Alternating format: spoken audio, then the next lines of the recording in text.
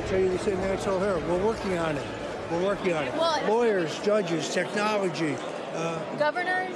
Some, but there aren't many with any guns. We got to use every lever we can. We are doing that. Hi again, everyone. It's 5 o'clock in the East. Lawyers, judges, technology. Those are three words that encapsulate just how Donald Trump and his team plan to steal the next presidential election, in their own words. The man you heard on tape, in his own words, is Trump ally and pardoned criminal Roger Stone. He was speaking at a Catholic event in March at Mar-a-Lago, where Roger Stone was the keynote speaker. He made those comments thinking he was talking to a fan when he was actually speaking to progressive activist Lauren Windsor. She's the same woman who obtained recordings of Supreme Court Justice Samuel Alito that we played on this program last week. The recordings of Stone are just as alarming, if not more so, because he speaks about direct actions in the works, plans that have been drawn up on the part of Trump and his allies. The plan they have to contest the next election results based on the false claim of voter fraud.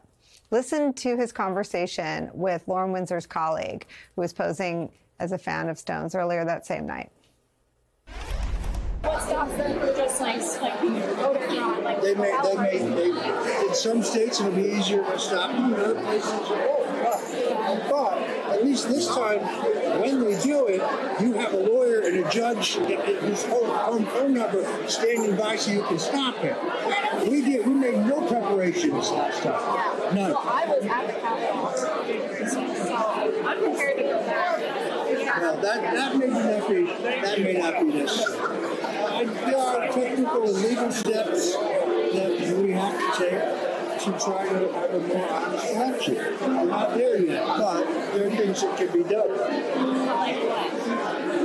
It's a long conversation. I'm working with changes in state law, real-time voter list monitoring, going to court as we just did to challenge some of the voter lists. The election's not tomorrow.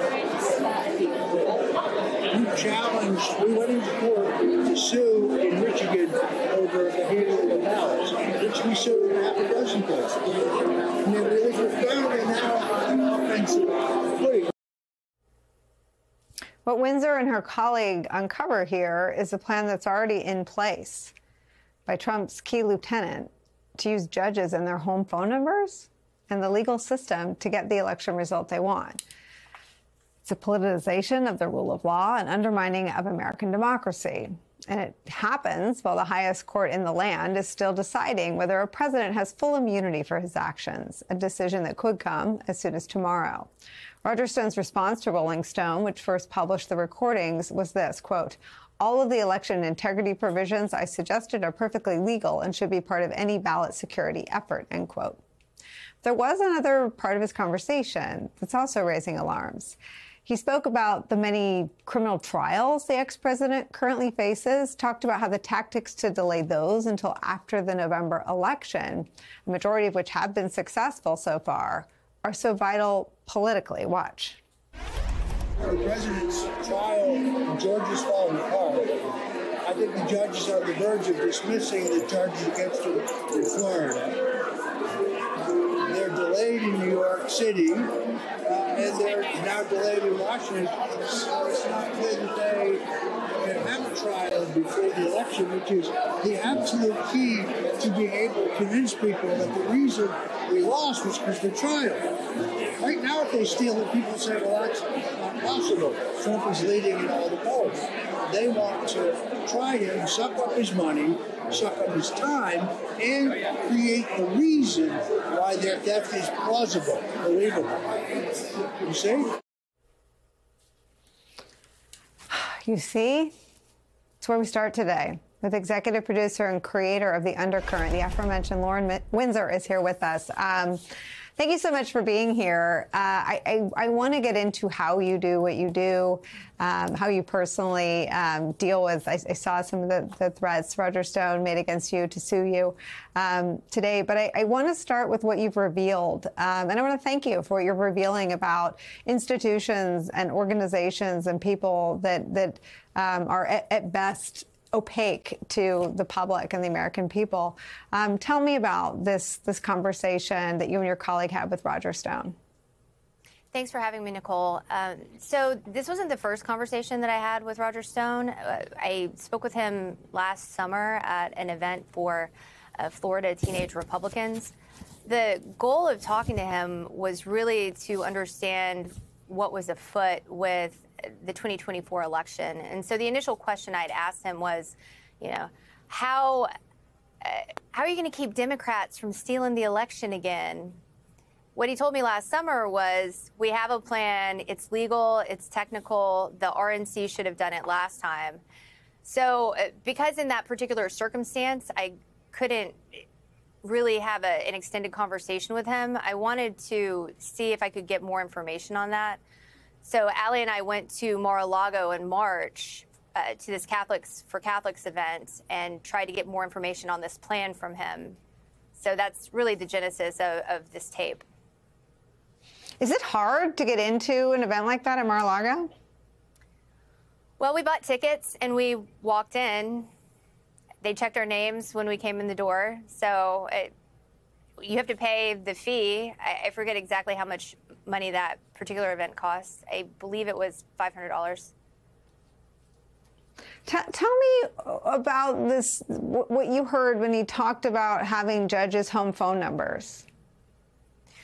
Well, so that was in a conversation with Allie, but when I heard the audio from that conversation, it was definitely alarming because, to me, Roger Stone, pretty much embraces his reputation as a dirty trickster, the Dapper Don of dirty deeds, right? Mm-hmm. So when he says that he's innocent in this, it's innocent preparation for 2024, should we take him at his word? He's the Dapper Don of dirty deeds. He's a convicted felon. He's discussed assassinating members of Congress, which he's currently under investigation for, or I should say has been under investigation for. I don't know the status of that investigation. So it was alarming to me to hear that he might have phone numbers of judges, and it really led me to wonder, who is he reaching out to? Is he reaching out to judges about ballot integrity, voter fraud? Is he reaching out to judges who are connected to any of the cases against Donald Trump? I don't know, and I just think that they are questions worth asking. Yeah, I mean, the last piece of tape we played is Roger Stone's view on the success of the delay strategy. How did you hear that? Well, it was clear to me because the first thing that he went to when he said, we're beating them right now, Allie says, how so? He's not saying we're beating them, we're beating Democrats in the polls, we're beating them in voter registrations, we're beating them in any number of voter outreach metrics. He goes directly to the status of all the cases. So that, to me, said that the courts really are a focal point to their strategy to win. In neither conversation with me nor Allie did he say anything about positive voter outreach and organizing. What sort of, I mean, you obviously are filling in a huge space. This is a blind spot. Those of us covering the race have no idea what Roger Stone says to people he thinks are sort of allies or in the trenches with him. Tell me how you decide, who to try to pursue this unvarnished truth from. Well, so for me, really, first and foremost, for any operation, it's undercover, because I do employ other methodologies. I have done online research, produced the website Project Veritas Exposed, for example. I have bird-dogged members of Congress on the Hill at events around the country. And when I say bird-dogging, I mean just showing up with a microphone and a camera. And so it's really, a pretty transparent process. I am a member of the press. I'm asking you a question directly to your face. But for undercover operations, I really feel like there has to be a reason why I'm going undercover that I couldn't normally go undercover. What is it? And to me, if you're planning to overturn an election, most people aren't going to openly talk about that. And so yeah, if you look at my career since 2012, when I launched the Undercurrent with the Young Turks Network, you can see that I've had some undercover work in there, but it really didn't become a substantive part of my work until after 2020 with the Georgia runoffs. I went to Georgia for these 2 historic runoffs, and all of the events that I went to, I could see that these surrogates that were in the state to stump for Kelly Loeffler and David Perdue were openly talking about still fighting for President Trump, urging voters in Georgia to still fight for President Trump. And this was the middle of December. So I've really been kind of on I don't want to say a crusade, but I guess it is a crusade, a quest to make sure that we don't have a replication of January 6th, because I really do see January 6th as an on-par event with 9/11. I witnessed 9/11 on the ground. I was living in New York City, and it was, deeply, I guess, politically formative in, moving me to be more politically engaged.